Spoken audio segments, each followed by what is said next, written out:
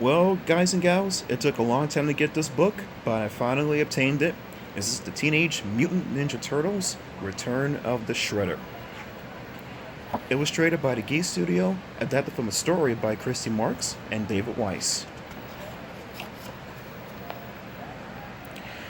I'm Raphael, one of the Teenage Mutant Ninja Turtles and the funkiest reptile you're ever likely to meet. When my mad side takes over, man, watch out. Like I am a turtle driven. But I never forget what my main job is, to protect our master Splinter and to try to return him to his human form. I learned my lesson the time the Shredder and Krang were sucked through the dimensional portal and into Dimension X.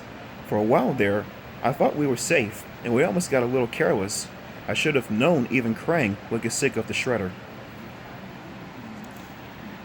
The four Teenage Mutant Ninja Turtles had just returned from a run-in with some punks at the supermarket and were now busy fixing pizza toppings.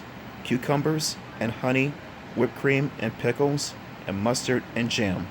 Yuck. Their master Splinter sat meditating nearby. Those dudes at the store weren't much of a forkout, not like the evil Shredder's foot ninjas, said Michelangelo. Lucky for us, the Shredder stuck in Dimension X, along with that brain creature Krang, Donatello added.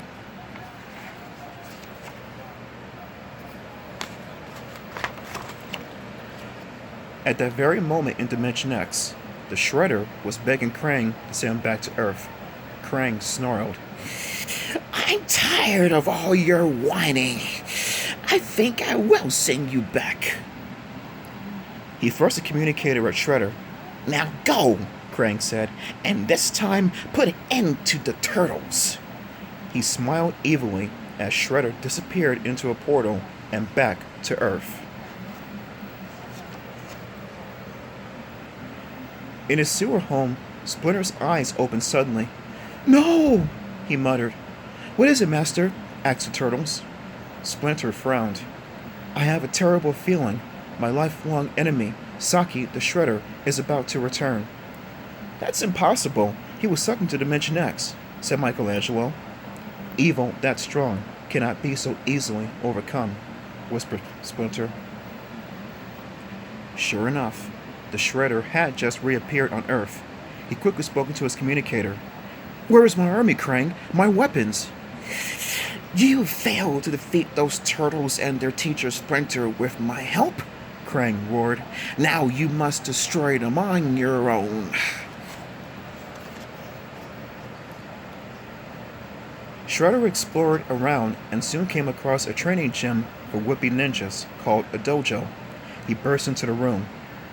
I am the master teacher now, he announced to the startled class, and you will obey my every command. He tossed a punching bag in the air and ripped it to shreds in one smooth motion. The frightened teacher and students bowed down to Shredder. You're the boss, they said, trembling. Meanwhile, at the Channel 6 newsroom, the Turtles' friend April O'Neil was having trouble with her boss. Where's the report on those turtles? He said to April. Get going. They're the greatest threat our city has ever faced. The turtles aren't a threat, the ace reporter insisted. They just want to be left alone. She turned and stomped out of the room. I'll get you a story, all right. And one that proves the turtles are heroes.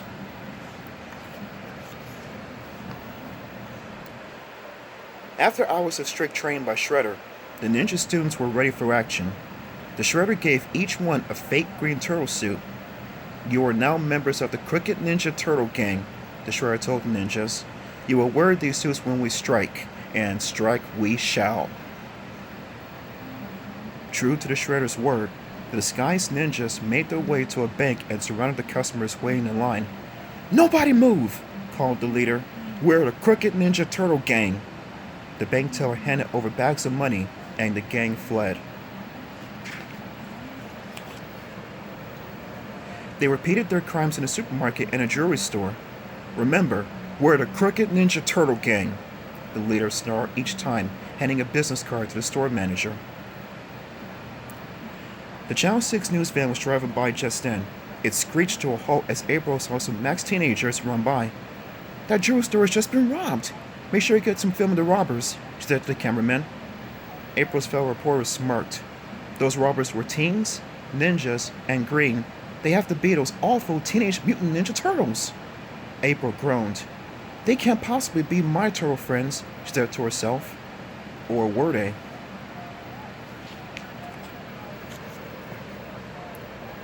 Meanwhile, the Shredder was busy speaking to Krang. My fake turtle ninjas have been terrorizing the city with a crime spree, he said to the brain. Now the real turtles will be forced to the surface to clear their names. But that will take forever, Krang cried Krang. I want results now. Shredder knew he had just one place to turn. He went to the inventor Baxter Stockman, who had helped him in the past, and demanded that Baxter build a rat catcher. With Shredder's aid, Baxter broke into a maintenance yard and stole a truck used for tunnel digging. When I'm finished redesigning the machine, not a rat in the city will be safe, Baxter assured Shredder. Especially Splinter, the Shredder said. Donatello was busy tinkering with his van when April called on two-way radio. Hurry down to the newsroom. You turtles are about to be declared public enemy #1, she said. We'll be right there, Donatello promised, and he and the others got their blimp ready for the nighttime trip. After they sneaked into this newsroom, April played the radio of the fake ninja gang's getaway from the jewelry store.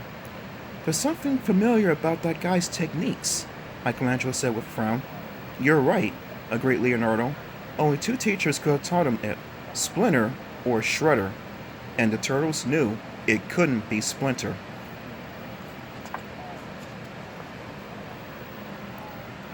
Splinter, in fact, was meditating quietly in the apartment. All of a sudden, he heard a rumbling, and then, crash! A giant hole appeared in the wall as a strange-looking machine bored right into the room and came straight for Splinter. The rat recognized the driver. Baxter! He cried. There's no use running from my rat-catching machine, Baxter said with a sneer. Here I come. With a mighty clank, he scooped up Splinter and drove off.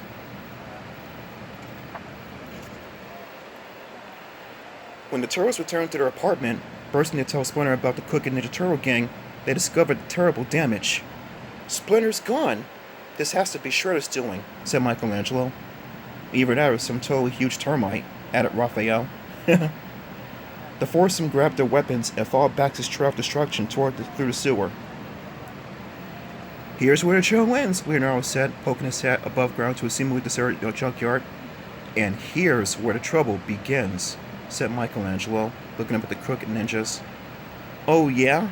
Come and get me, hotshots, Leonardo talked to the punks as he waved his swords. The crooked ninjas were no match for the real turtles. Raphael pried open ore drums and tossed some of the punks inside. Donatello used his bow staff to flip rubber tires over the other gang members, trapping them with a satisfying thunk. Where's Shredder? Leonardo demanded. He said you should meet him at the dojo, if you dare, said the frightened crooks. We do, the turtles said together. When the turtles entered the training gym, they saw that Shredder had tied poor Splinter against the wall. No matter what you do to me, my turtles will defeat you, Shredder, the rat said bravely. The evil Shredder laughed when he saw the turtles. Take one more step and it would be the end of your furry friend, he hissed, and pointed toward the ceiling.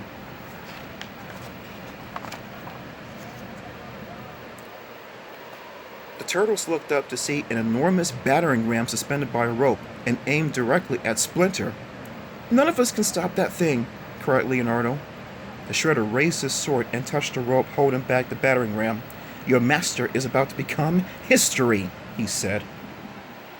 Just then, there was an ominous rumbling, followed by a giant crash, and Baxter came right through the wall in his rat-catching vehicle. Bummer, guys, said Raphael. Like, we've got us a heavy-duty problemo. Let's go for it, fellas. Some of the turtles' phrases are just mixed up here. I'm sorry. Wham! Leonardo's sword slashed Baxter's tires. Snap! Donatello's bow broke through the machine's grasping hooks. Crunch! Raphael's sai destroyed the pinchers. Clang! Michelangelo's nunchakus dented the machine's metal body. Help! Save me! Baxter yelled, leaping out. This thing is out of control! Raphael hopped into the machine to try to stop his course. In a rage, the Shredder slashed the rope that held the battering ram. Just as quickly, Leonardo sliced Splinter's ropes to free his master. Raphael tried to block the battering ram with the back's machine. "It's no use. There's not enough time," gasped Splinter. "Jump out, Raphael." I'm jumping! Raphael shouted. Boom!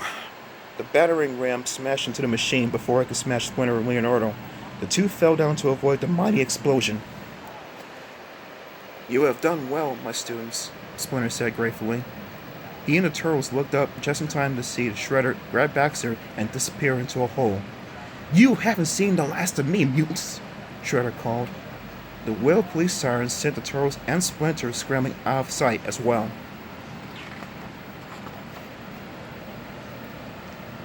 That night, April was pleased to report on the news the notorious Crooked Ninja Turtle gang had been captured and shown to be a fake. This proves that there is no such thing as a Green Turtle menace, she concluded.